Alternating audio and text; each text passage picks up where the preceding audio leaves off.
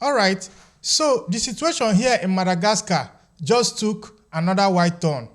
President Rajoelina, from some undisclosed location outside the country, has just dissolved the National Assembly. He did it a few hours ago, and what it does effectively is block the impeachment that was coming for him. And remember, this is all happening just one day after we learned he fled the country on a French military plane, and he's still refusing to resign. So how did he do this? He put out a decree on the presidency's Facebook page. He's using Article 60 of the Constitution to dissolve the Parliament's lower house. He says, and I am quoting here, that this is to restore order within our nation and strengthen democracy. Then he adds on social media, the people must be heard again, make way for the youth, whatever that means. But that is what he said. Now, you have to understand the timing of this. The opposition was basically in the process of collecting signatures to force a special session. Their goal? To impeach President Rajoelina for deserting his post after he left the country. But the opposition leader came out immediately and said this whole move was a sham. That is the dissolution of the lower assembly. Now, his words were, this decree is not legally valid. The president of the National Assembly says he was not consulted. And that's the legal part of the issue right there. Because Madagascar's own constitution, Article 60, says the president has to consult with the president of the assemblies before he can dissolve the parliament. Now, the opposition says that step was completely skipped. The presidency, for its part, put out a statement claiming Rajoelina had consulted with the leaders of the National Assembly and the Upper House Senate. But the leadership at the National Assembly is flat out disputing that there was ever such a consultation. They are saying it didn't happen.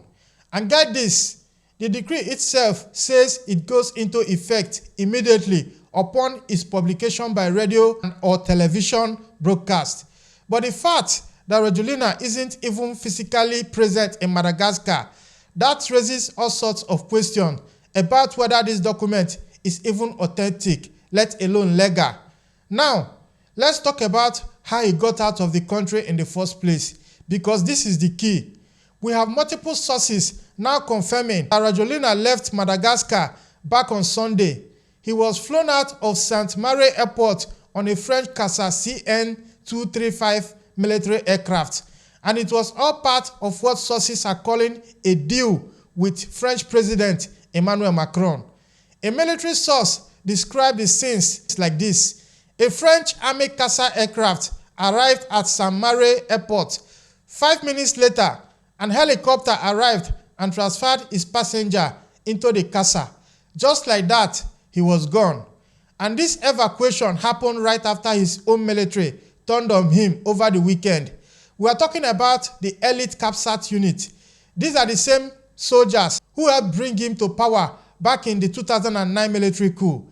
They announced they would not fire on protesters and went so far as to appoint a new army chief. The CAPSAT commander denied it was a coup. He said his soldiers had simply answered the people's calls. But you can see the walls we are closing in on Rajoelina. And here's where the hypocrisy just becomes staggering. The president is invoking the constitution to dissolve the parliament. He's talking about constitutional order, but he himself holds French citizenship.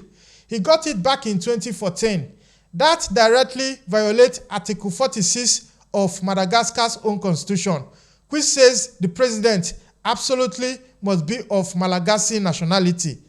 In an address he gave on Monday, again on Facebook from hiding, he refused to resign. He claimed he had to move to a safe place to protect his life because of an alleged assassination attempt. He's calling for dialogue to find a way out of this situation, all the while saying the constitution should be respected. So this decree to dissolve the parliament is his latest move to try and hold on to power from exile. Meanwhile, back here, the Gen Z-led protests are entering their fourth week.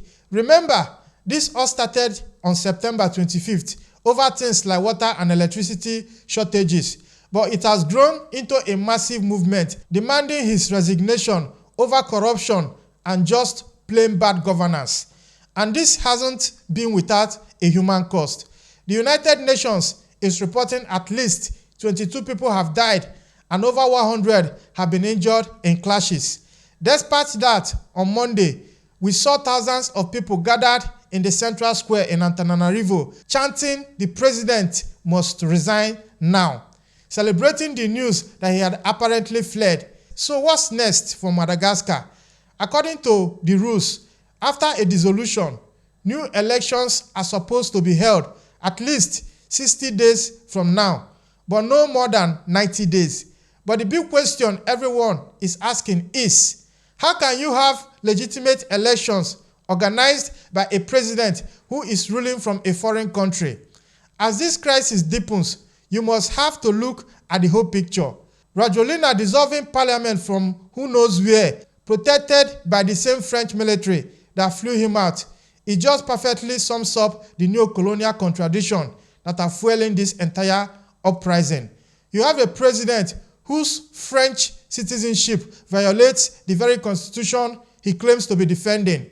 He's evacuated by France and is now lecturing his own country about constitutional order from exile.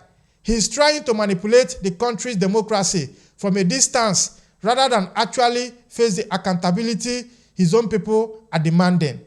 All right, let's get straight into it. Madagascar's elite military unit, the same elite military unit that brought him to power 16 years ago, have turned against President Rajoelina and sided with the youth movement demanding the resignation of the president. This is not a movie or some sick fiction. That's exactly what we are seeing unfold in Madagascar right now.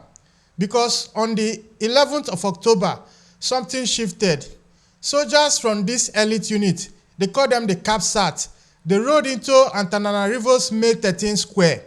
But they weren't there to crush the protest. They were there to protect it. We are seeing videos everywhere, armored vehicles not blocking the thousands of young protesters, but actually escorting them and safely guiding the entire protest going forward. And you have to understand the history here. This is the same military unit that helped put President Rajoelina in power back in 2009. It's a stunning reversal. Now, this didn't just happen overnight. These protests have been building since September 5th. At first, it was basically about the basic necessities like water and electricity. People in the capital just wanted water and electricity, things that have been failing for months. But as security forces cracked down, the movement got bigger. It became about demanding real political change. This is a Gen Z movement, true and true. They are organizing on social media, using hashtags, and they've adopted this incredible symbol from the anime One Piece straw hat, a sign of resistance that has been resonating with young people everywhere. The human cost to this protest now, that is real. Although the numbers are debated, the UN is reporting that at least 22 people have already died since this protest began. And the government, of course, is claiming fewer numbers. But it doesn't matter. People have already died. But here is the context you need to understand. Because according to the World Bank, about 75% of Madagascar's 30 million people live in poverty. So these aren't just political grievances. They are rooted in deep economic pain. And the timing couldn't be more critical. Madagascar is currently the chair of the Southern African Development Community, SADC. So this isn't just a domestic crisis. The whole region is watching. Foreign investors are also watching, like the French utility EDF, which already has a €500 million stake in a hydro power project here in Madagascar. So look, everyone I've spoken to, I'm talking about analysts, observers, they are all saying the same thing. You just don't see this happen. Soldiers joining protesters instead of suppressing them. The defection of this elite unit, given their history with President Rajoelina himself, is packed with symbolism. So what does it actually look like when soldiers become protesters? because on October 11th, we saw it in Madagascar. The videos are verified. You see CAPSAT soldiers basically clearing a path for demonstrators into the May 13 square. Because now that's a huge deal.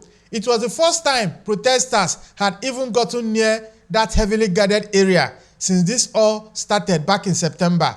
Reporters on the ground from places like Reuters and BBC saw it with their own eyes. Groups of soldiers just falling into the protest lines, refusing orders to break up the crowds. Think about the power of that image. The very same unit that helped Rajoelina take power is now seemingly on the side of the people, demanding he step down. So why? Military analysts are pointing to something pretty simple: shared hardship. Because soldiers and their families are dealing with the same problems as everyone else. The water shortages, the power cuts, these don't spare the military barracks. They are feeling the same pain. The government naturally is trying to control the narrative. They are calling it indiscipline. The Prime Minister, a general himself, who was just appointed on October 6th, is calling for calm. He's admitting there has been excessive use of force, but he's blaming both sides. But on the ground, these defections created a kind of protective shield around the protesters. We are seeing footage of soldiers sharing their water, helping evacuate the injured. Now, the exact level of coordination is still unclear, but the effect is obvious. The defense minister is on the airwaves telling his troops to remain calm, saying the army is a mediator. But the videos keep coming, and it looks like it's not just the CAPSAT unit anymore. More defections seem to be happening from other units. Look, this is not the typical script for unrest in Africa. Security experts who follow the region will tell you this. It is rare to see this level of military sympathy for a protest movement. But we have to be clear, because while the videos are dramatic, we still don't know the full scale of it. How many have really defected? Is it organized? That's the information we are all trying to lock down right now. So, how did Madagascar's youth pull this off? How did they coordinate sustained protests, not just in the capital, but across the country? The answer is on their phones. The whole thing is being organized by this collective Gen Z murder. We know from reporting by France 24 and DW that they are using everything: Facebook Live to get the word out, TikTok campaigns to spread the message. They are smart about it too, using secure apps like WhatsApp and Telegram to coordinate. Now, there are a lot of claims flying around about their specific encryption methods. But honestly, we can't independently verify these technical details. What about the government's response online? It's kind of a black box. State media has been throwing out accusations that protesters are getting foreign tech support, but they haven't shown any real evidence. From what we can tell, this movement isn't just using some elite hacking tools. They are just using the popular apps that everyone already has. Social media has been crucial for sharing information. Instagram accounts are posting real-time updates on where the police are moving. YouTube channels like us here in Frontline Africa are putting out videos and daily updates that directly challenge the government story. It's an information war out there, and right now, the protesters seem to be winning it. Their digital strategy is less about complex security and more about speed. They are sharing GPS coordinates, dropping pins on maps to get people to the right place at the right time. We are hearing from eyewitnesses on the ground. The government has tried to fight back by throttling the internet in some places, but it doesn't seem to be a full-scale shutdown. Madagascar's internet is relatively open, which might be making it harder for them to clamp down completely. And all of this, every video, every post, it creates a record. It's citizen journalism, giving the world a different story than the official report. But a word of caution: while it's clear they are using these tools effectively, we have to be careful about the technical claims, the stuff about advanced encryption and network security. Let's wait for more evidence before we call it a high-tech revolution. Okay, so you might be seeing these images from Madagascar and asking yourself, what does a Japanese anime have to do with an African political uprising? The answer is everything. The protesters have adopted the flag, one piece, the skull, and the crossbones. And this isn't just happening in Madagascar. We've seen it pop up in protests in Nepal, Indonesia, Morocco. All this year, it's a global thing. Cultural experts say it shows themes of freedom, of fighting against a corrupt authority. They just resonate with young people everywhere. It's a ready-made symbol for rebellion, and they've made it their own here. On social media, you see protesters wearing straw hats, a key symbol from the anime, but they are in the national colors, red, white, and green. They are painting murals that mix Malagasy culture with the One Piece characters. The hashtags that goes along with all of this is still dramatic, or they call it in English black democracy. We've seen its usage explode online, though it's impossible to verify the exact numbers. Now, from what I can tell, there might be a tactical reason for this too. Using cartoon imagery could help them to get around some of the automated censorship that social media platforms use to flag political content. It's a clever way to stay visible. Scholars call this globalization, taking a global symbol and giving it a powerful local meaning. For the youth here in Madagascar, the story of young rebels looking for treasure is a perfect metaphor for their own fight for dignity, for clean water, for a government that actually works. Now, is this all being centrally planned, or is it just happening organically? It's hard to say. The imagery is consistent everywhere, but we don't have hard evidence of someone directing it all from the top. But the fact that we are seeing this One Piece phenomenon in so many countries suggests something powerful is happening. Either these youth movements are coordinating, or they are just tapping into the same cultural energy to fight similar battles. Now, if you want to understand what's driving the anger here in Madagascar, you have to look at the cable car. Yes, a cable car. It has become the perfect symbol of these government priorities. Picture this. The government is spending about $152 million on a brand new cable car system for the capital, Antananarivo. Meanwhile, in that same city, people are lining up at public wells just to get clean water. Remember that World Bank statistics? 75% of the population lives in poverty, and the government is busy building this massive, expensive project while basic services like water and electricity are collapsing. So what are people doing? They are making TikTok videos. They are posting these split-screen images on Instagram. On one side, you see the shiny new cable car construction. On the other, you see a family struggling to fill a bucket of water. The contrast is powerful and is spreading like wildfire in Madagascar. The thing is, this cable car is mostly for tourists. It's meant to connect the downtown area with some of the higher-ups neighborhoods. It does almost nothing for the average resident who are just trying to get through the day. Critics are saying it's a perfect example of a government that cares more about flashy projects than its own people. Government officials will tell you it creates jobs, that it brings in foreign money. But the protesters are asking a simple question. What good is that when we don't have running water? Now, civil society groups have tried to fight it, filing petitions to get the money moved to essential services. But it's unclear where those legal challenges are going. This whole mess really speaks to a bigger issue across the African continent. Foreign donors often love funding these big, visible projects. A new highway, a new stadium, a new cable car. It looks good in a press release. It's a lot less glamorous to fund a new water treatment plant. And we still haven't seen a real economic breakdown of this project as of now. No one is sure if it's even a good investment. But for the protesters, the numbers don't matter as much as the symbol. The cable car gives them a concrete, easy to understand example of the government disconnect from their daily reality. And that has been incredibly effective for mobilization. So, whenever a country like Madagascar hits a crisis point, you have to ask the question, who's watching, that backed the removal of the president at the time? And who did they help install? A young President Rajoelina, the current president of Madagascar. He became president through military-backed takeover, not an election. The international community hit Madagascar with sanctions, and the country was suspended from the African Union and SADC. It took years to get back on track.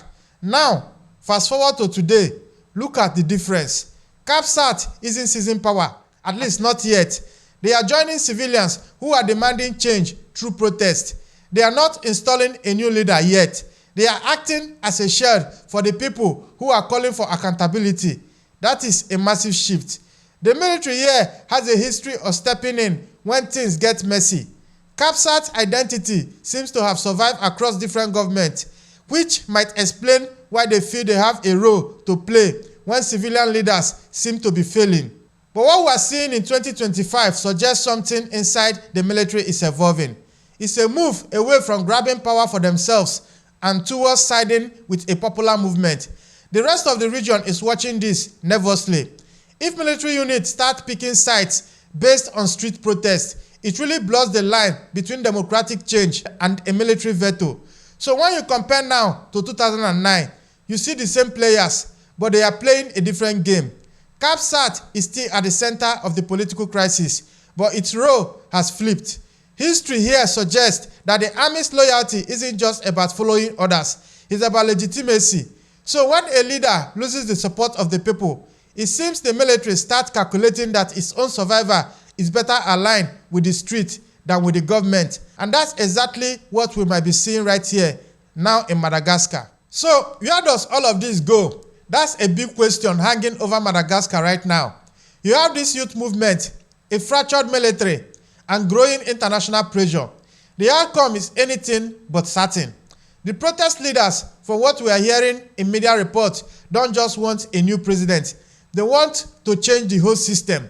They are talking about restructuring the Electoral Commission, creating transparent government budget, even amending the constitution. But a detailed, comprehensive plan, we haven't really seen any of that as of right now. The government, for its part, is trying to de-escalate. They are offering a national dialogue.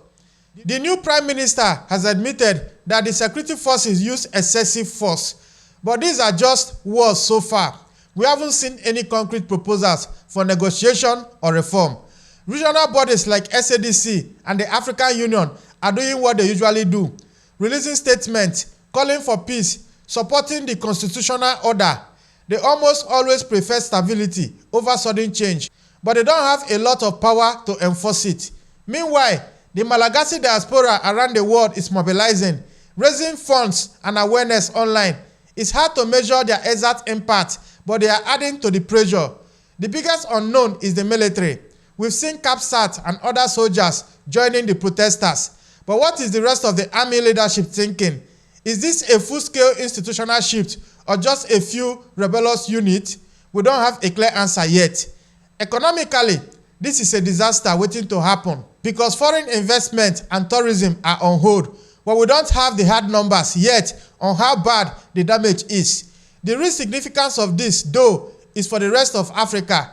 Can a popular movement backed by a sympathetic military actually bring about a democratic transition without the usual old-school opposition parties or international mediators leading the way? The potential scenarios range from a negotiated power-sharing deal to early elections monitored by the international community. But right now, it's all speculation. The fundamental challenge is this: can a movement born on social media and in the street successfully transition to running a country? Can they build institutions without the coalition falling apart? As this story continues to unfold, we are all watching. Is this the new model for change in Africa, or is it a temporary fire that will eventually have to make peace with the old guard? Now, if you have watched to this point, this is Frontline Africa, and this is where we talk about geopolitics from Africa's own point of view. This is where we talk about the stories that matters to you and bring you the kind of details mainstream media doesn't care about. So I have been following this protest in Madagascar ever since it began back in September. And everything that has been unfolding is something we've never seen before right here in Africa. It's inspiring to see how the youth, how Gen Z can decide to carry out a mission and they follow it to the letter, even though they have to put their lives on the line. 22 people have died already. But elsewhere in Africa, in Ivory Coast, which by the way will be holding their elections on October 25th, this 2025, their military is doing something different. The president, Alassane Ouattara, has already mobilized about 44,000 servicemen to shut down any form of protest because the leaders that have been barred from the election, Laurent Gbagbo and Tiem, their supporters have tried and failed on several occasions to hold a protest in their country to protest the exclusion of their candidate. But the president in that particular country in West Africa has used their military to shut down every attempt for that protest to succeed. So it is a stark parallel from Madagascar to Ivory Coast. But what I can say is, how long can Ouattara himself hold out against this uprising that is destined, that is fated to happen one way or the other? It's going to happen. So go to the comment section and tell us exactly, if you're in Madagascar, how is this going with you people? Because we are with you every step of the way. We are here to tell the truth exactly as it is. Tell us in the comment section exactly what is happening. And if you are in Ivory Coast, tell us also what is happening. Tell us if there is progress in stopping this constitutional coup that Ouattara is going to organize on October 25th. Tell us exactly what is happening on ground. And if you want to see more of my content, maybe consider to subscribe and turn on those notifications. I am your host, Ezekiel Enejeta, and I will see you in the next one. It's a bye-bye for now.